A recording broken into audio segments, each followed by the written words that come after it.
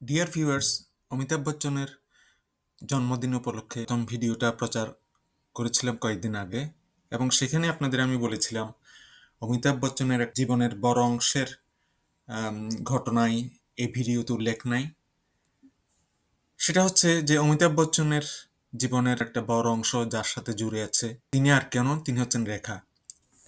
তবে এটা অস্বীকার করার উপায় নেই যে রেখার সাথে পরিচয়ের পূর্বেই অমিতাভের বিয়ে হয়েছিল, এবং বিয়ে হয়েছিল আরেক তখনকার বিউটি কুইন জয়া ভাদুরীর সাথে।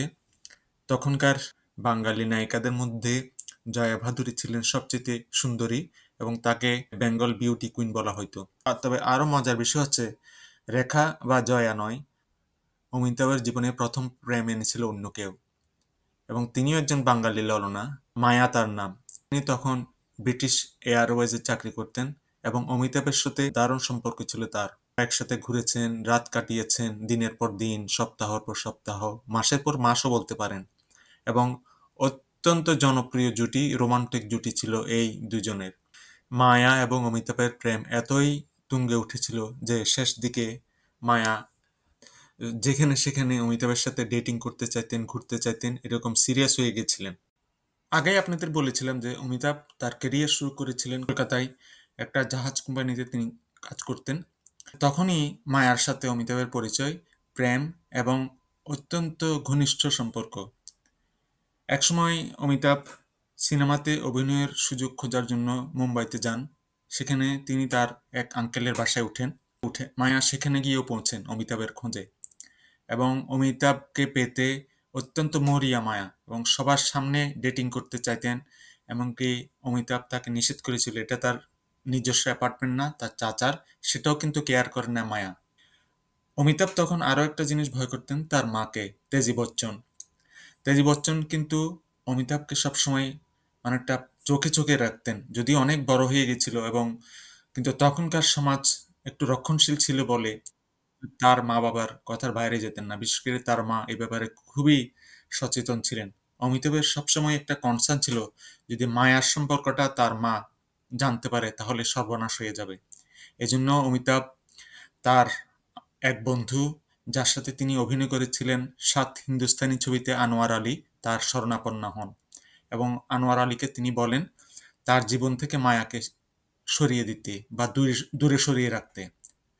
তো আনোয়ার আলী সে কাজটা করেছিলেন, এবং এরপর থেকে অমিতাভের জীবনে আর মায়া থাকেনি।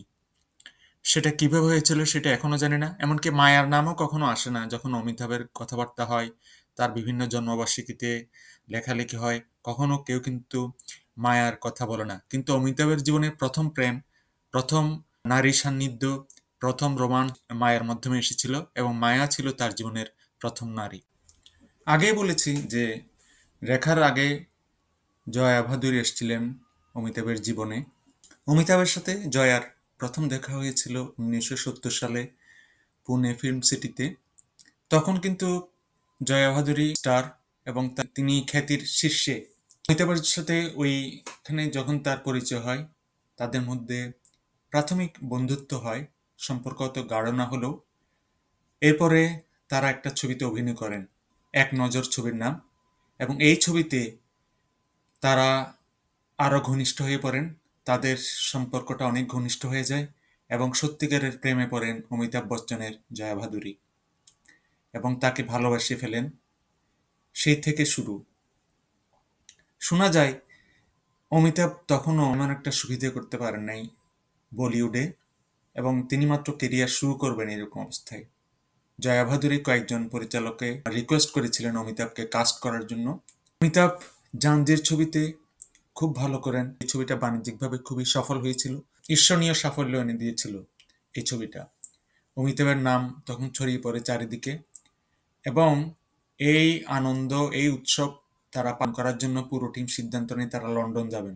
এখন লন্ডন যাওয়ার সিদ্ধান্ত হয়। অমিতাভ এর মধ্যে জয়া ভাদুরীর প্রেমে পড়ে গিয়েছেন, জয়া ভাদুরীর সাথে তার খুব ভালো সম্পর্ক, এবং তিনি সিদ্ধান্ত নেন যে জয়াকেও সেখানে নিয়ে যাবেন, জয়াও যাবে পুরো টিমের সাথে এই ছবির উৎসব পালন করার জন্য লন্ডনে।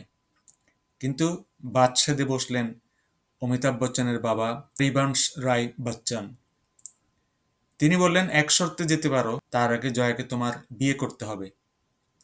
হিন্দিতে যেটাকে বলে চাঁদ মাহাঙ্গি পাত ভাত, অর্থাৎ এখনই এঙ্গেজমেন্ট, এখনই বিয়ে, এরকম একটা অবস্থা। ঘড়ি করে এই বিয়ে হয়।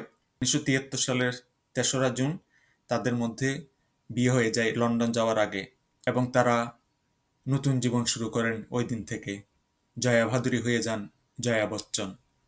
জয়া ভাদুরীর সাথে অমিতাভ বচ্চনের দীর্ঘদিনের সংসার এবং কোনো ধরনের ঝামেলা ছাড়া এরকম দম্পতি বলিউডে বিরল। রেখার সাথে অমিতাভ বচ্চনের সম্পর্ক শুরু তার বিয়ের পর। বিয়ের পরে তার সাথে রেখার সম্পর্ক হয় এবং সেটা দীর্ঘদিনের সম্পর্ক। এই কথাও কানে আসতে দেরি হয়েছে জয়া ভাদুরীর। জয়া যখন রেখার সাথে অমিতাভ বচ্চনের সম্পর্কের কথা শুনেন, রেখাকে স্পষ্ট জানিয়ে দিয়েছিলেন তিনি অমিতাভকে কখনো ছেড়ে যাবেন না। অমিতাভ এবং রেখার সম্পর্কটা মিস্টিরিয়াস, অনেকটা রহস্যময়। কারণ হচ্ছে দুজনের কেউ এটা স্পষ্ট করে এখনো পর্যন্ত স্বীকার করে নাই তাদের মধ্যে সম্পর্কের কথা। অমিতাভ তো নাই, অমিতাভ বচ্চন কখনো, ইভেন নট নাও, এখনো পর্যন্ত অমিতাভ কোনো কথা এ ব্যাপারে কিছুই বলেন নাই। তাদের নিয়ে এত লেখালেখি, এত সমালোচনা, এত আলোচনা, এর একটা জবাব বা কোনো কমেন্টস এখনো পর্যন্ত অমিতাভ বচ্চন নিজে করেননি।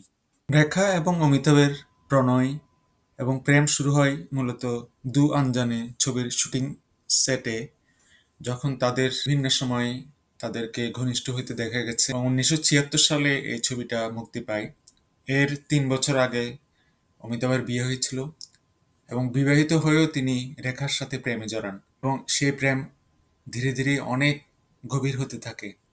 রেখার এক ফ্রেন্ডের বাংলোতে তারা আসা যাওয়া করতেন এবং তাদের প্রণয় এবং রোমান্স ওখানে চলতো। ওই সময় পরিচালক প্রযোজকদের রেখার একটা আবদার রাখতে হতো, সেটা হচ্ছে রেখা প্রায়ই বলতেন তাকে যেন সকালের শিফট দেওয়া হয়, অর্থাৎ তিনি বিকেলে কাজ করতে চান না। এই কারণে চান না, তিনি বিকালবেলা অমিতাভ বচ্চনের সাথে সেই বাংলোতে কাটাবেন এবং তারা প্রায় ওখানে যেতেন। বেশ ভালোই চলছিল তাদের প্রণয়, কিন্তু একটা ঘটনায় তাদের এই গোপন প্রেম জনসম্মুখে চলে আসে, বিশেষত মিডিয়ার সামনে চলে আসে। 1978 সালে গঙ্গা কি সৌগন্ধ ছবির শুটিং হয়। সেখানে একজন কো-অ্যাক্টর রেখার সাথে মিসবিহেভ করেন বা খারাপ আচরণ করেন।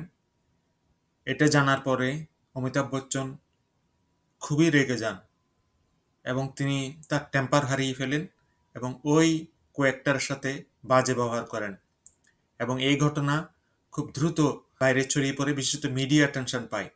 যখন মিডিয়া এই খবরটা জানে, তারা এটা ফলো করে প্রচার করতে থাকে।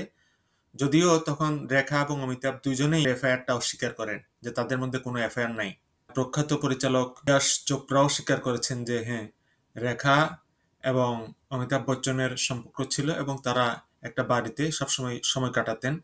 তখন তো বলিউডে অমিতাভ বচ্চনের জয় জয়কার ভাব, আর অমিতাভ বচ্চনের খবরের জন্য মিডিয়া মুখিয়ে থাকতেন এবং যখন সাংবাদিকরা এই খবর জানলো, তারা এটাকে ফলো করে প্রচার করতে শুরু করলো এবং ম্যাগাজিনগুলো তাদের লিড স্টোরি করতে থাকে অমিতাভ এবং রেখার এই প্রেম। এবং অনেক ম্যাগাজিন এও লিখলো যে তাদের মধ্যে অলরেডি বিয়ে হয়ে গেছে। রেখা ঋষি কাপুর এবং নিতু সিং এর বিয়েতে যান মাথায় সিঁদুর এবং মঙ্গলসূত্র পরে। তখন সবাই এক প্রকার নিশ্চিত যে অমিতাভ বচ্চনের সাথে তার বিয়ে হয়েছে এবং এই নিয়ে নানা কানাঘুষা চলতে থাকে। মিডিয়া আবারও এই দুজনকে নিয়ে তাদের কভার স্টোরি করে। রেখাও এই ব্যাপারে নির্বিকার, তিনি অমিতাভ বচ্চনের সম্পর্কের গভীরতা আরও বাড়িয়ে দেন। 1984 সালে ফিল্মফেয়ার ম্যাগাজিনের সাথে এক সাক্ষাৎকারে রেখা অবশ্য ক্ষোভও জেরেছেন, যখন সবাই তাকে জিজ্ঞেস করছিল তাদের মধ্যে এত গভীর সম্পর্ক। অমিতাভ সবসময় অস্বীকার করে গেছেন। রেখা এ বিষয়ে স্পষ্ট জবাবও দিয়েছেন। রেখা বলেছেন, Why should he have not done it? How did it to protect his image, his family, his children?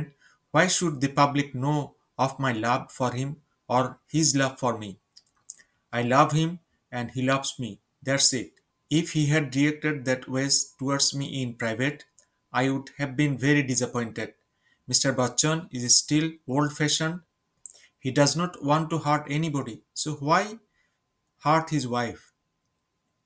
রেখার বক্তব্য হচ্ছে, অমিতাভ কখনো তার পরিবারের বলয় থেকে সরে আসতে চান না।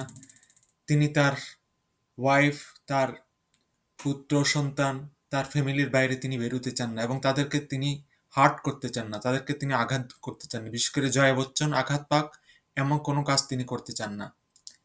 তিনি এখনো সেই ধাঁচেরই রয়ে গেছেন। তিনি যখন জনসমক্ষে আমাকে স্বীকার করেন, আমি কেন করব? রেখার বক্তব্য হচ্ছে এটা।